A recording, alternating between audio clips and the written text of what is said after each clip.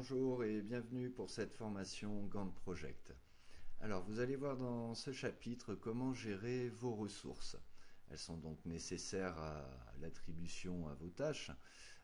Donc je vais vous présenter comment les créer, comment leur attribuer un rôle par défaut, surtout créer des rôles aussi, et comment créer un nouveau champ, une nouvelle colonne, service. Alors nous allons travailler sur deux fenêtres, donc celle-ci où vous avez l'exercice qui est déjà réalisé. Donc ici nous avons des tâches avec des responsables, en fait ce sont les ressources que nous avons attribuées à chaque tâche. Et nous allons travailler sur une fenêtre avec un projet tout neuf sans aucune information. Comme ça vous allez voir depuis le début comment réaliser ces travaux.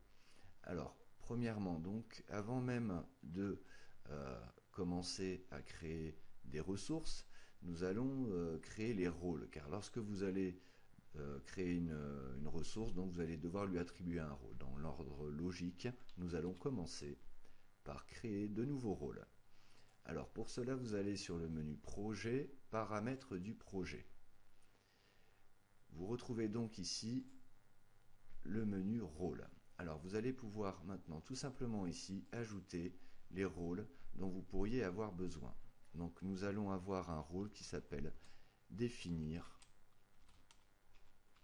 le marché. Alors ce sera Maud qui est chargé du commercial qui devra définir le marché pour lancer notre site web. Ensuite nous allons attribuer un autre rôle qui sera conception graphique. Voilà, donc comme ça, ce pourra être le responsable graphique qui s'en occupera. Et ainsi de suite. Ensuite, vous validez par OK. Et maintenant, dans le diagramme des ressources, vous pouvez, par un clic droit, créer une nouvelle ressource. Alors, pour le premier exemple, nous allons créer la ressource Alex, sur lequel nous allons donner un rôle par défaut de chef de projet. Et nous aimerions aussi pouvoir ajouter son service, qui est le service direction. Alors, si vous venez sur colonne personnalisée, le service ici, je l'avais déjà créé auparavant. Alors, si je veux vous présenter comment le réaliser maintenant, ben, vous avez tout simplement à gérer les colonnes. Et ici, vous allez pouvoir ajouter le nouveau champ, en fait, la nouvelle colonne qui apparaîtra comme ici. Alors, lorsque vous créez un nouveau champ, vous avez plusieurs options. Vous pouvez lui dire que c'est un champ texte, tout simplement, ou vous pouvez aussi lui donner une date ou un nombre entier, par exemple. Alors, une fois que c'est réalisé, vous dites OK. Il ne vous reste plus qu'à valider encore une fois par OK. Alors, donc nous retrouvons notre première ressource, Alex, qui est en chef de projet. Et pour lui dire que c'est du service direction, alors il ne faut pas double-cliquer. Voilà, simplement un clic et vous pouvez saisir directement dans cette cellule. Nous allons maintenant créer une seconde ressource qui sera Maud.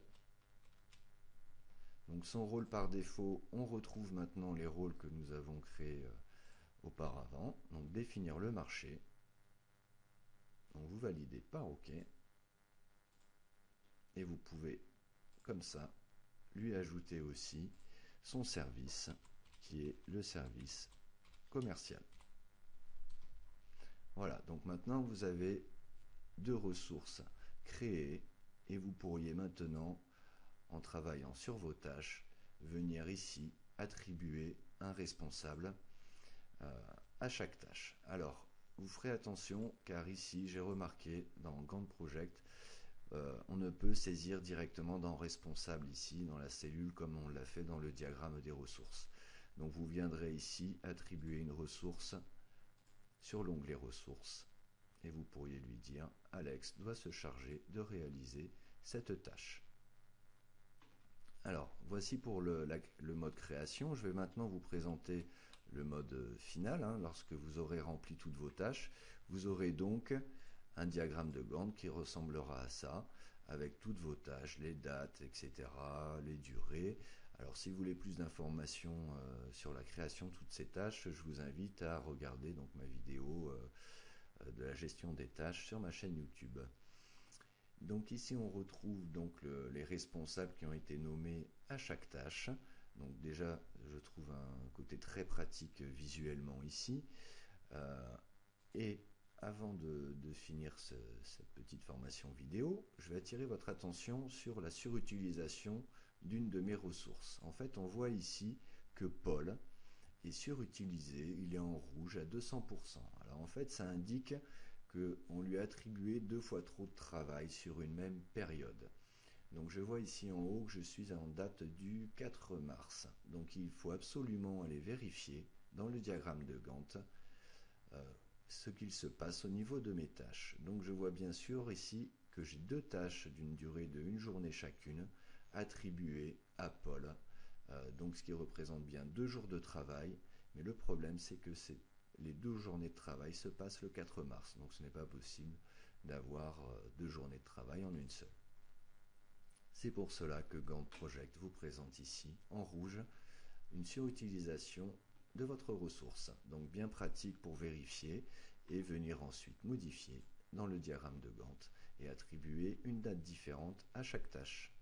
Voilà, j'espère que ces informations vous aideront et donc je vous donne rendez-vous à très bientôt pour d'autres tutos sur Gantt Project. Je vous remercie, au revoir.